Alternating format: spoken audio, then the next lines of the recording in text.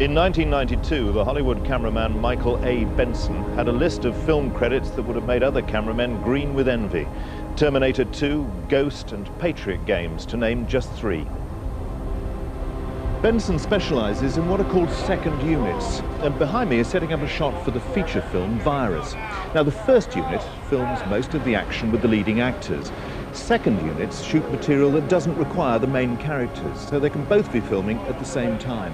One of Benson's most memorable projects was working on the Hollywood thriller Slither, starring Sharon Stone and William Baldwin. Part of the job was to do an aerial sequence, filming over the world's most active volcano, Kilauea in Hawaii. This is the true story of Michael Benson and his colleagues Chris Duddy and Craig Hosking.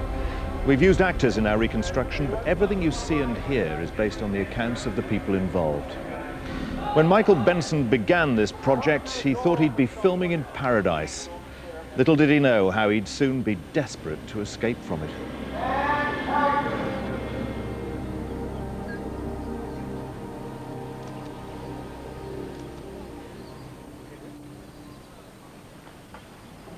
Hey, Chris, you want to lock up the tourist shots and join us? On Slither, we had a full camera crew, myself. I had a camera assistant. Hey, what's up, fellas? Chris Duddy. He was a specialist in the Vista Vision. And we brought over Craig Hoskins, a pilot from LA, who I had flown with many times. What I'd like to do first is fly up along the coast and get those beauty shots first with the West Cam, yeah? Sure. I've flown with Craig and Mike before on a couple other movies, and so I had done, prior to that, I had done quite a bit of aerial photography. So I was very familiar with being in a helicopter and, you know, flying around, and so it didn't worry me at the time, you know. And I want to make an approach to Pu'u Oo from the southeast, if that's doable.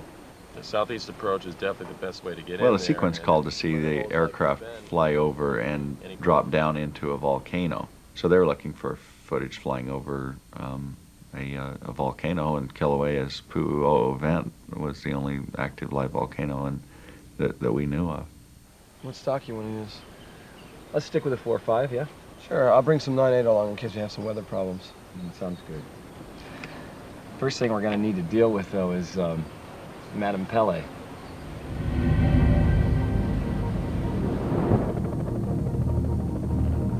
What was involved in Slither and the aerial thing was actually fairly simple.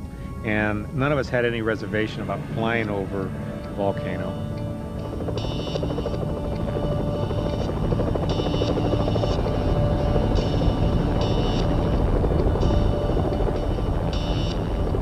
When you do fly, there is always a risk of danger. I mean, it's just that simple. But we've been doing it long enough that we try to take all the risk out as much as possible.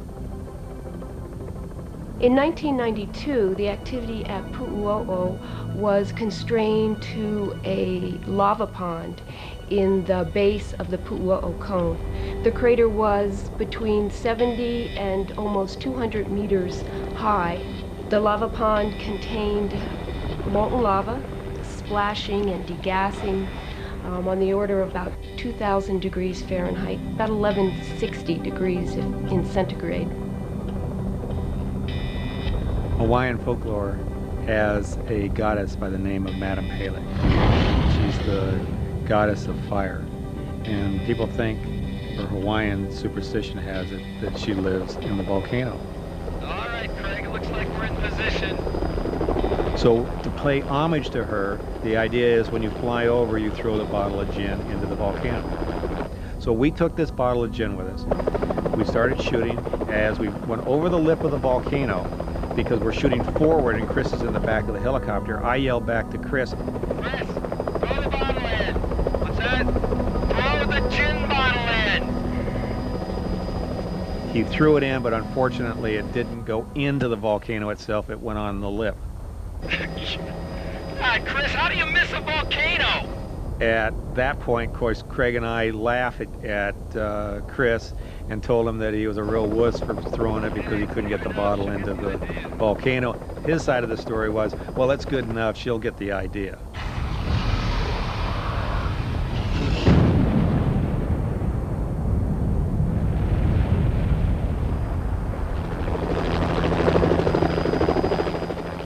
I'd filmed this exact shot, this exact volcano twice before, and the way that we were creating the illusion of flying over the crater and dropping into it was, as we approached the crater, the nose mount would tilt down. Michael was operating the mount, and he would operate it to tilt, and as the mountain tilted down, it gave the impression, because of the wide-angle lens tilting the way it was, that we were diving down and dropping into the crater. Do me a favor, check the gate. The gate's clean. Load up another Maga 4.5, will you? Sure, no problem. We had rolled the camera, done the take one. All right, how's it look? What do we got? It's just coming up. We videotape. We have a videotape system with our cameras. So I was looking at the videotape, and I noticed that the amount of footage that we were actually photographing was maybe only 4 or 5 seconds long. It wasn't very long. So I said to Craig, what can we do to extend the moment? My only concern is it's a little short. I mean, on my end of it, I can overcrank it to, say, 60 frames per I said, second. I can mechanically overcrank the camera, make this film slow down. I said, can we extend the moment with the aircraft? Well, you can do whatever you want. I think if I had upwind, it'll give you a little more creative control, and we can get the shot you're looking for. No problem. How we doing, Chris? Coming along. Crank it up to 60, we'll give it another shot. So with that, we decided to do take two.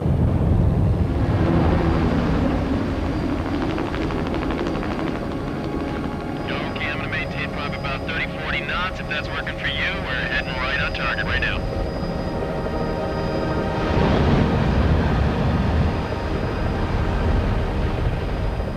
We fly over and do the same exact pass that we had done 15 minutes earlier. The exact same spot, by the way, that we had thrown the bottle of gin in. When everything's going right, the rotors spin at a specific RPM. It's a sound that you're used to hearing. All right, Mike, we're coming up to the rim right now. After thousands of hours of flying, you know what normal is. And in this case, normal started slowing down. Looks like we got a little problem, guys. What do you mean we got a problem, Craig? And for us, it couldn't have happened at a worse time. I think we might have an engine failure. If that's the case, I'm going to have to auto-rotate down into the crater, and it's not going to be a soft landing either. Landing outside the crater wasn't an option because that would have been a fatal accident and immediate rollover. The only flat spot that we had that we could get to without hurting ourselves in the landing was inside the crater. We do have an engine failure. Guys, get ready. We are auto-rotating down into the crater, so brace yourselves up. Buckle up tight. Craig, you're too close to the wall.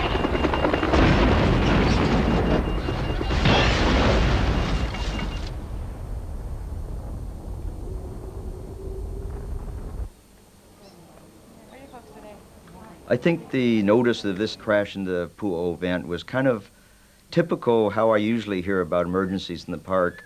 Jim, a report just came into dispatch that a helicopter crashed inside Pu'u Oo. Inside? We really, in our minds, felt that one of these days somebody would crash in the Pu'u Oo, but our scenario was we would never really have to rescue them. They'd fall in the lava lake, there'd be a puff of blue smoke, and that would be, you know, that would be it. You all right? Let's take a look at his head. I think What's it's up? pretty bad, man. What's up? Here. Come here. Hold still. How you doing, man? You all right? How you doing? Yeah, I thought I said set it down softly. We realized that we were all okay, and you know, we almost kind of laughed for a minute, like, wow, I can't believe we survived that, you know. Oh, good deal. Got a nice little pool over there if we feel like we want to take a dip. We get out, we immediately look at each other and ask how we are, and everybody said we're in good condition. We just totally thrashed the helicopter, and now we're in the bottom of this volcano. There's a moment or two of excitement, which was short-lived once we tried to breathe, basically, because then we became aware of how bad our eyes and nose and throats were stinging. I don't know about you guys, but my eyes are burning up. And then we realized very quickly that we had another pretty severe problem. I can't breathe. Let's move. This is no place to be right now, you guys. We're not getting Margaret this thing Megan, she started painting a very bad picture where we were talking about 1% sulfuric acid in fumes coming out of cracks bordering the edge of the crater. Follow me, buddy. Say goodbye. Goodbye to the helicopter. That's it. The first thing that went through my head is this is the worst case scenario that we have all been worrying about.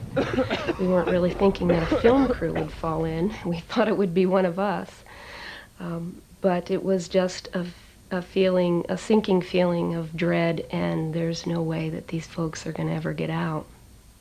All right, Matt, what I'd like for you to do is go down and get the respirators and the flashlights, okay? Well, I've worked around the volcano for 26 years now, off and on, working for the park and USGS, and I know the fumes are very bad. And I knew that these people, if they in fact were still alive, would be having a hard time breathing because of sulfur and the steam, and it's hot. Just knowing that they were inside Pu'u Oo crater was a red flag to me that the situation was precarious. We're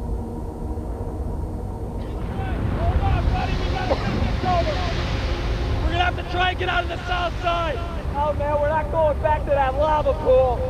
At this time, the volcano was becoming more and more active, and the gases and the toxins from the volcano were really playing havoc on us. So we said, let's get out of this place. So we decided to scale out by climbing to the top. I was a little bit in shock, sort of disoriented, you know. But, you know, from our vantage point down there, we looked up and it looked like we could easily climb out. The gases were just unbelievable. I mean, you just could not breathe. You would hold your breath and then wait for a little bit of fresh air and then take another gulp of air. I mean, there's nothing more frightening in your life than to try to grasp for air. You hold your breath and you pray that when you inhale again, you have fresh air or something of fresh air. And when you don't have it, you're panicked. I mean, you are really, it's a frightening effect. The accident occurred at about 11 o'clock in the morning, but by the time the Volcano National Park rangers and fire crew arrived, it was early afternoon. We could walk right up to the rim. At one point, we tied me in by rope around my waist, and I walked out on these blocks of cinder that were leading into the crater, so we could get a look down into the crater and see who was where and determine that people were trapped on the wall that couldn't get up or down. Hey, you guys!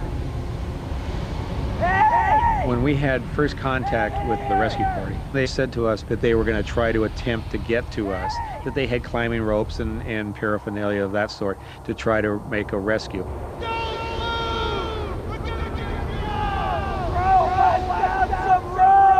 I felt, knowing the volcano, if we couldn't get them out the first day, or maybe the second day at the most, that they wouldn't survive it, just from the sulfur that would kill them.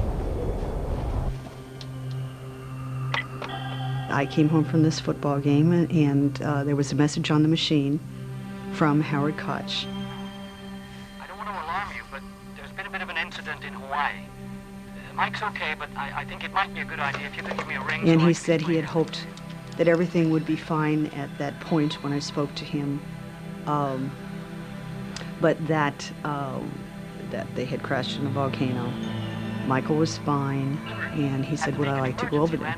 The magnitude didn't hit me until I turned on the TV and saw an animated picture of the helicopter.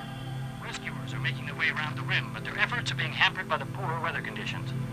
Jim Martin, the chief ranger, explains. The ship went down here on the north side of the crater. What we're going to do... There was a special report, which is rare, that a film crew had crashed into an active volcano. And within minutes, the phone rang, and it was my producer, Howard Koch, Jr. And I was very concerned. The phone rang, I picked it up, his voice was cracking. I mean, not trembling, I mean, he was crying to me on the phone. He was really, really, really shook up about it.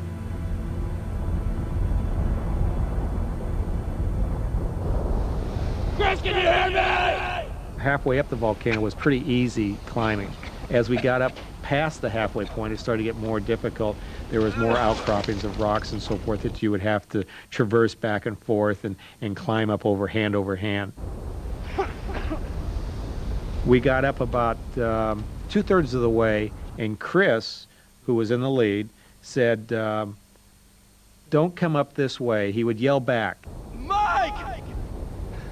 I can't go any further! Conditions couldn't have been worse. The visibility where we were outside the crater was just about zero.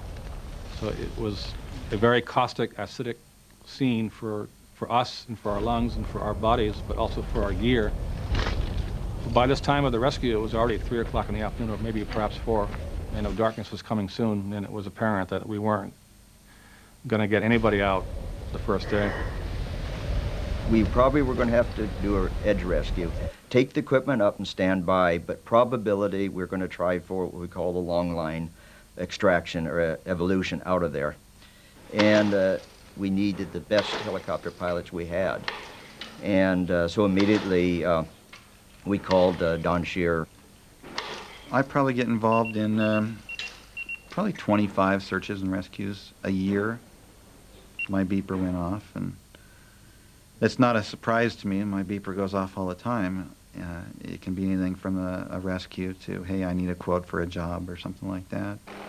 And Volcano National Park was trying to get a hold of me. A helicopter had crashed in the Pu'u Oo event, and there were survivors, and I couldn't believe what I was hearing, and they wanted me to get there as soon as possible.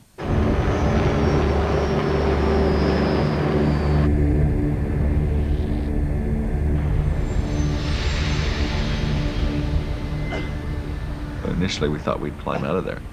You know, we're 150 feet up. A fall to the bottom is going to be fatal. The climbing's unstable. Now the idea of just walking home wasn't a very good idea.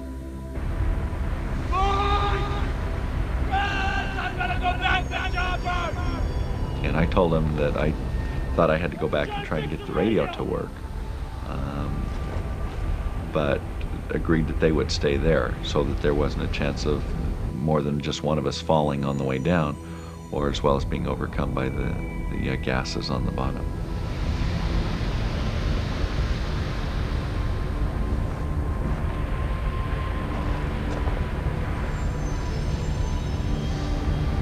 The air was as bad as we had remembered. I immediately started having problems breathing, nose, throat stinging, things of that sort. Mike! Chris! Craig! Now, this is all a communication by just yelling back and forth, and sometimes you can hear each other, sometimes you can't. So Craig says, "Don't come down, Mike! I can't breathe down here!" Now, that was the last thing that I ever heard Craig say.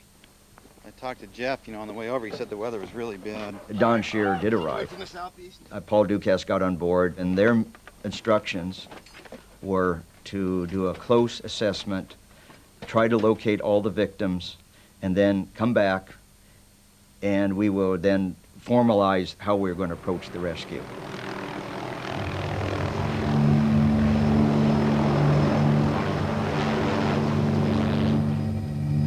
We're about 7 minutes out. We'll let you know when we get a little closer. At this point, the lava on the floor was at its worst. The crust would break, hot steam and sulfur would burst out, cutting my legs as I would kind of stumble and crawl. At this point now, it's a truly dramatic moment in my life. I'm now vomiting, I'm bleeding. It was truly a mess of the human condition. And I had a moment or two of thinking, this is the way it ends for some people. This could be the end of my life. Our initial plan was to fly to the scene and just observe, see what we could see. Oh man, look at that. It's really coming up, isn't it? Once we got there, the top of the volcano was completely covered in like a fog, a very dense fog or cloud, and it was like a big cotton ball that had been stuffed down on top of the volcano. Once we arrived at the site, we could actually look across the vent to the floor below and see the crashed helicopter. Oh, Paul, can you see that? I don't know how anybody could survive that.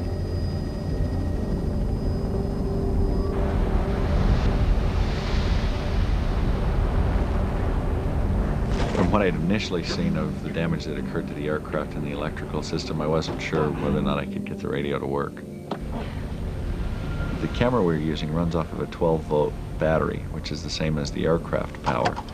So I took the pocket knife and cut and stripped the power cord from the camera battery and was able to get the electrical panel to come alive enough to get the radio working.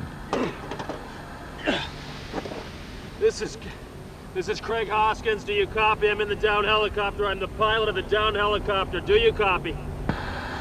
Helicopter in the vent. This is Volcano National Park Rescue Helicopter, Fort Hotel Delta. Are you on? I finally made contact with Don Scheer, and he talked about what was going on. And now Don working for the Park Service, I felt like I was talking directly to somebody who might be able to help. Everybody's fine. Done. Nobody's injured, but it's hard to breathe down here. I don't think we got much time. We need somebody to drop some ropes over the edge. And I think maybe we can find a way out of here. Okay, stand by. We'll get back to you here in just a minute. Here I am, you know, I'm sitting on the edge of this active volcano, and I'm having a conversation with a guy who's struggling to survive. This is Craig. Do you copy? Yeah, Craig. And then, I got you. You know, I found myself getting more and more involved with this person. I can't breathe down here, Don. I can't breathe. Okay, stand by a second here. Hey, Paul, I know I can get in there and get him out. There's no way we can go down there. Listen to that guy, man. He's on his last legs. There's no one else that can do anything. I mean, listen to the guy. We're gonna end up just like he is, and then there'll be more people we have to pull out of there. I'd felt a friend in Don Scheer initially from the very moment I talked to him on the radio. I can see it. I can actually see the crater floor right now. I can see the bottom of the floor right now. He was catching glimpses of me through the smoke. He could hear me on the radio. At this point, it was taking all of my effort just to speak into the radio. I had a conversation with Craig. I said, Craig, you know, I could come in there and get you, but there's nothing I can do for you guys on the side of the cliff. I said, that's just the way it is, bro. You know, if you want me to come in there and get you, I think I can do that. Don's the emotional part of this story for me because I'm a pilot. I know what flying in those conditions is like, and Don was willing to give his life for me. Paul, we gotta go, man. Just sounded like a very desperate man. All right, you're right. We're not gonna get a second chance. If we're gonna do it, we gotta do it now. And so that was when I said, Paul, let's go get him. Within a minute, a huge hole in the clouds, just like a tunnel, went from our location straight down to the helicopter. Oh, jeez, bro. I never thought I'd be doing this. It was a little overwhelming, I mean, to think that I would actually fly into the vent. I mean, I'd done all this stuff all around the vent, over the vent, and nobody in their right mind had ever flown into the Pu'u Oo vent. Mike, I can't see Craig! We weren't sure what was happening, what the helicopter was doing. I couldn't really tell how far away it was because the sound inside the volcano was deceiving because it would echo off the walls and you couldn't really tell where something was. Mike, why hasn't he come back yet? Just relax, Chris. Craig's gonna be fine. Just stay where you are. It's important we stick together. We had talked about that maybe we should go back to the aircraft, but by this time, we couldn't see our hands in front of our faces. So we decided to more or less stay where we were. Stick together. Just stay where you are. You know, we got to the bottom of the crater floor, and I just kind of creeped along, and maybe 2 or 3 miles an hour, visibility deteriorated down to, you know, 2 to 3 feet at times, and then it would improve a little bit, so we'd have maybe 15 or 20 feet of visibility. We're coming straight forward. Straight forward. You're coming right on me. Eventually, we came out of this, like, steam plume, and there was the crashed helicopter, and there was Craig. The next thing we hear at the crater edge there's a helicopter hovering inside Pu'u Oo crater, and personally I was floored. I turned the helicopter around to go back, and at that point I got hit by all this sulfur dioxide, and it just kind of took my whole self away from me for a minute. And he actually hit the ground. And that's when I realized that I think I bit off more than I could chew. Hey, Jim, this is Jeff, over. How are things up there? Pretty awful up here. It seems that Don and Paul have gone into the crater. I don't know, it didn't make me angry, but hey guys, this was not part of the plan. But what can you say? I mean, you can't argue it at that point in the game. What do you mean they've gone into the crater? They've helicoptered into the crater? It's a very bad situation. You know, I can't breathe. And I'm thinking to myself, if I can't breathe, that means the pilot can't breathe. If the pilot can't breathe, the helicopter doesn't fly. Paul grabs this respirator that we had put in the helicopter when we rigged it for repelling. And he tried to put this around my nose and mouth. And I got 2 good breaths, and that kind of brought me back to life a little bit. I felt like I was going to pass out. And during that whole time, I just took all of my energy, all of my concentration, and just kept that mask on Don's face.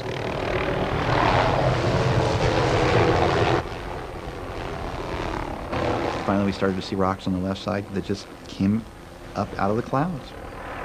The visibility actually improved a little bit, and I saw another rock that was above this one.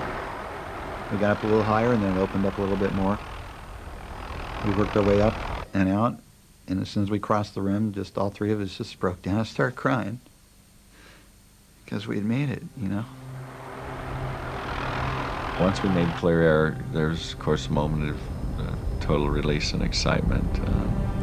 I knew that I was okay. Now we got to get Mike and Chris out of there, and then a lot of, gee, I wonder how bad I'm messed up. I wonder how bad my eyes are. I wonder how bad my throat is. All of the mucosal surfaces of the body will be damaged in a situation in which you're exposed to volcanic gases like that. Mucosa including the eyes, the mouth, the nose.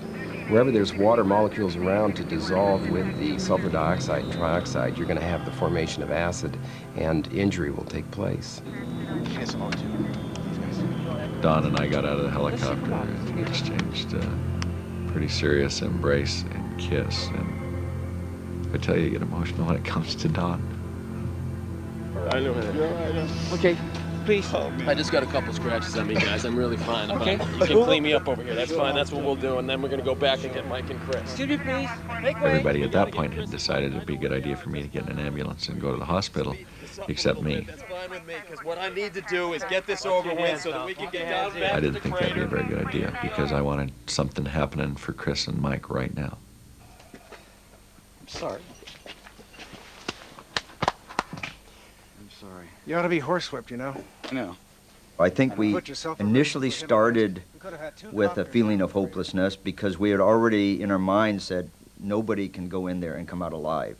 I just got really emotionally involved with the guy, you know? No, I mean, I think the rescue of the first victim with Don Shear and Paul Ducasse gave us a whole nother focus. Yes, they can survive, and maybe we can pull this thing off. okay. Well, you guys ought to get home and get some rest, and we'll try again first light tomorrow.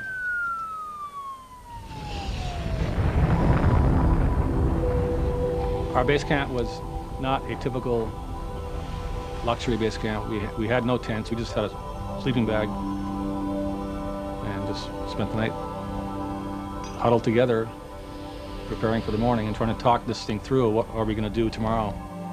Assuming the 2 people were still alive in the morning. I thought we were going to suffocate because the air was so horrible. My throat sort of started to swell up and it was difficult to even swallow. We told those guys we were going to contact them every hour. Who wants to take the first watch? How about you, Neil? Okay, I'll take the... Having almost died in a volcano myself, in the lava flow, I personally didn't think that they would survive the night because of the gas and the heat. The first night in the volcano, Chris and I would sit there and we could see at the bottom of the crater the pulsating image of lava flowing by. And it would It was a real eerie sensation. I mean, actually, it was really beautiful, to be really truthful. It was all these different colors of reds and yellows and so forth. I knew that there was a possibility that he might not come out of the volcano, but I never really thought about it. I would talk to him, tell Michael to hang on, that someone would rescue him the next day. You know, you just had a feeling like, yes, I hear you. I understand what you said. Yes, I'll hang on, I'll hold on, and I'll get out of here. Stephanie Benson had flown to Hawaii immediately on hearing about the accident, and almost 24 hours later was still optimistic that Michael would be rescued. But Don Shearer's helicopter was grounded. Its engine had been ruined by the acidic volcano fumes. Wet and cloudy weather had also closed in, hampering the park rangers' efforts. Our plan for the morning of the second day was to take one of our ropes and to fish, literally fish for these people.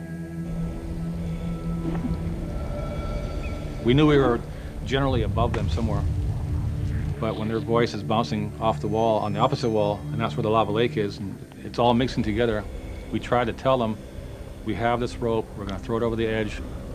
If you see that rope, grab it and hang on, and we'll try to pull you out.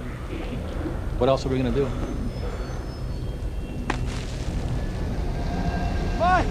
Mike, do you see it? Do you see the rope? What rope? They're trying to throw a rope to us. I see it, Chris. I see it, but it's too far away. Ask the guys if they can bring it into the right. No, it's no good. Bring it up. We both thought, well, they're that close, it's just a matter of time until they can get the rope to us. Can you reach it, Mike? No. I knew that I could probably dive for it and grab it, but if I missed, I would slide and fall off and probably would have been killed. Drag it to the right. I never heard them personally telling, and I can't really remember because of all what was going on there. I see the rope, move 10 feet to the left, move 10 feet to the right. Right now, Mike! I ended up being a wuss and not doing it. And thinking, well, they'll throw it closer. Well, as I see the rope climbing, going up past me, that was the last time I ever saw the rope. That came back to haunt me later on, thinking, well, why didn't you go for the rope? You know, why did you should have made a decision to go for it. You should have dived for it. You should have. We fished for anybody on that wall for most of the second day, until probably 3 o'clock, and then I called it quits. Although as hard as it was to leave these people, we were burning out. We were literally yellow with sulfur. We were all gasping for breath. Our gear was rotting. We were rotting. Basically, our lungs were shutting down. And what good would we be to them if we all failed physically from the gas? Where are those guys, Mike? Why haven't they come back yet? This is where things became very, very frustrating and very hard because we were very public and we had come to a stop. There was nothing much we could do. They're coming back. They're not coming back. They've given up. They've forgotten about us. It was very silent. In fact, I remember not even hearing helicopters flying by or anything, and sort of, you know, me and Mike were wondering if, you know, there was a big problem, big enough where they had called off the rescue. We have to climb out on our own. No, Chris, you're making a mistake. That was Stay where you are. at the point where I started to stand up and say, well, I'm going to have to climb out. Chris, you listen to me. And I said, Chris, you're making a mistake. Get some air and relax. He said, I don't care. I've got to try it. I just can't take it anymore. So he starts to scale on out.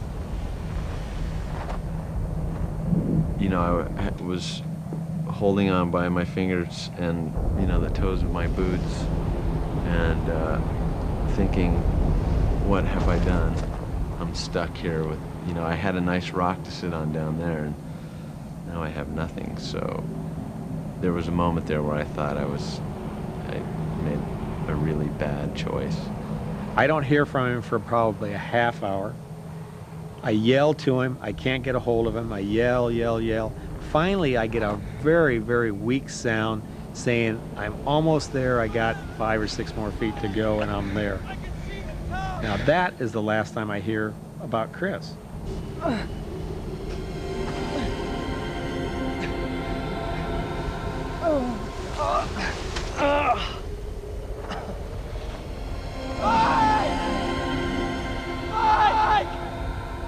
I did shout down to Mike, but he didn't respond, so I knew he couldn't hear me, and I saw a rope. And my first reaction was, good, a rope. I can get Mike now. But I realized as I was walking back that it probably wasn't a good idea because I was only one guy and I don't think I could pull him up by myself. So I pulled the rope up to the edge, sort of pointing to where Mike was. Then I started to make my way down to get off, you know, the mountain. All of a sudden, over my head, this object comes wailing past me in the smoke. I see it for just like a split second, and the next thing I hear is this giant thud at the bottom of the volcano. Now I think that Chris has fallen and plummeted to his death. Chris! Chris! After I felt that Chris had fallen to his death, then the realization set in that I'm the last one.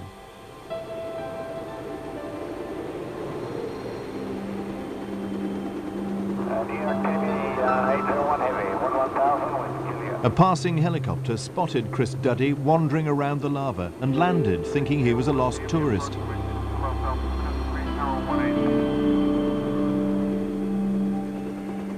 They were astonished when he explained he was one of the victims of the crash. They flew him back to the Rangers control camp, now rescue headquarters. Really, I felt like I had been rescued then at that point. That was like when I really felt that it was over.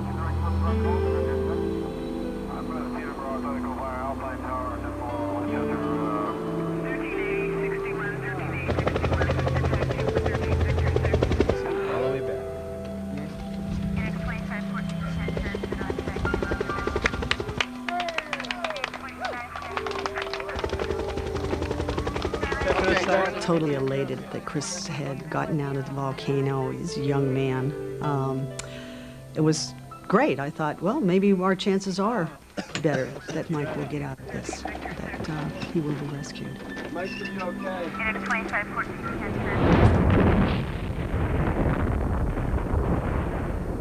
The second night was the roughest.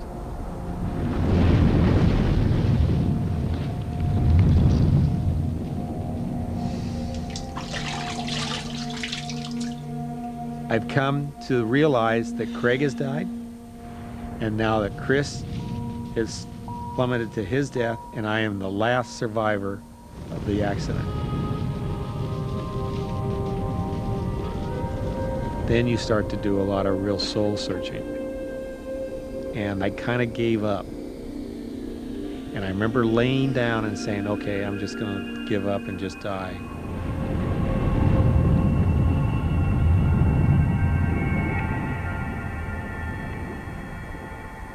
You kind of get depressed because it doesn't look like things are going to work out the way you imagine they are going to work out, or they should work out. It was a time when you turn to, if you are religious, you turn to religion, or you turn to your inward self and say your prayers.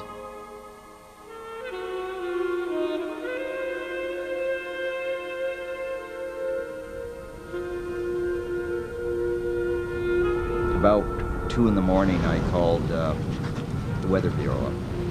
And I said, guys, give me something.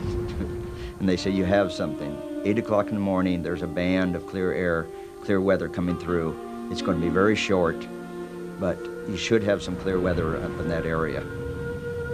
This was their cue to try another helicopter rescue, and since Don Shearer's ship was still out of action, Tom Hauptmann, an ex-Vietnam pilot from a neighboring island, was called in to try his hand. Listen, if I'm down there, I can help him. Only need one guy. There's one less guy we got to worry about. Okay, if you Tom say and so. Don, in my book, are the top two, and I was pleased, and I was told I was assigned to rig his ship or do whatever we needed to do to execute the recovery of the third person. Initially, we're going to take a rope and put Jeff on a rappelling rope, and put him down to the guy if we could find him. The plan was to leave the safety of hovering over the ground. We were going to fly out. We were going to slide across up the rope and fly over and hover in this crater. And I knew in my heart that if this turbine quits, we're history. I told Jeff at the time, I said, all we got to do is get a Billy Pugh net and stick it down to him, get him in, and we're done. That simple. Anyway, we flew back down to the campsite, and I said, give us your Billy Pugh net. We're going to use it to get the guy out.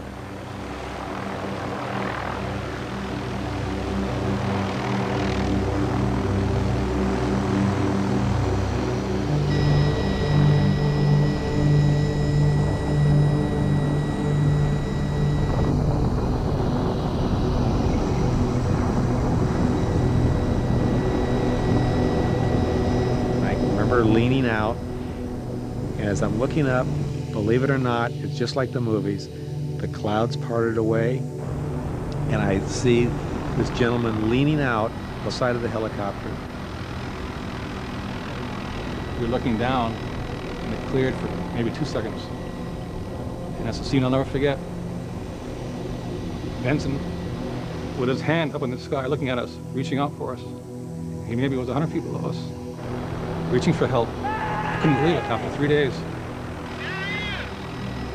He spots me, and this tremendous jubilation comes over me that it's just a matter of minutes and I'll be safe.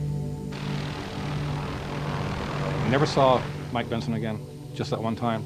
We talked about did the downwash, do something, knock him off the wall. He was able to hang on, but we never saw Mike again. About 20 minutes later, the helicopter comes on back. I hear it circling overhead. He would drop this basket down, and the first time it would come down, it was probably maybe 20 or 30 feet from me.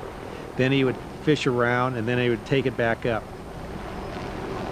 Finally, about the 5th attempt, the basket is probably 10 or 15 feet from me, somewhere in that area. And with that, I make the decision, and there was no doubt in my mind that I just dove for it. The rope suddenly got tight, and that indicated somebody was either in the net or a rock. Something was making it tight. So we backed away from the crater to clear the wall, whatever was in the net, and went straight up in the air. I looked down, and it was Mike sitting in the net. As we were crossing the volcano, I remember saying back to Madame Pele, I won, you lost. You didn't get me.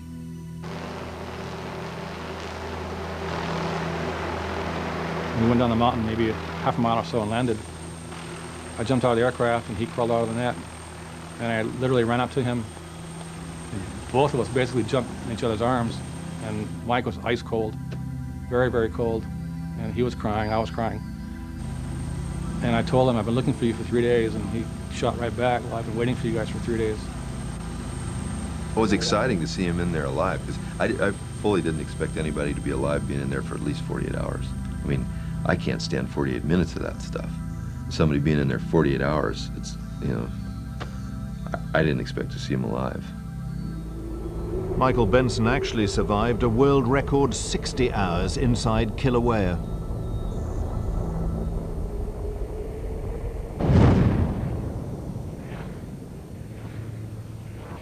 Probably one of the best moments of my life was spotting my wife and my children. 75 minutes later, the fears turned to cheers. They got him and he was okay. I couldn't wait for him to get out of the helicopter, for the helicopter to land, to see what he looked like, to see how he was. And he had a big smile on his face, like he was happy to be out of there too, and he couldn't believe that he was out of there either. It was a great feeling. As I'm being wheeled to the ambulance, Craig comes running over. He hugs and kisses me. And so now I realized at that time that they had not died. everybody came out of it. In Kalapana, Jim McCoy, Channel 2 News. I mean, it was absolutely great seeing Michael. But other than that, all the emotions for me were delayed weeks until my return.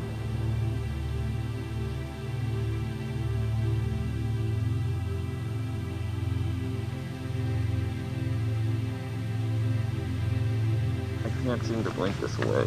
Seem to blink this fog away. Mike, there's sulfuric acid in those fumes, and that's what's causing all that burning. What we often see in people who go through these kinds of experiences is a dramatic change in their social interactions, disruption in their family life, disruption in their work life, and so forth. Which hospital is this?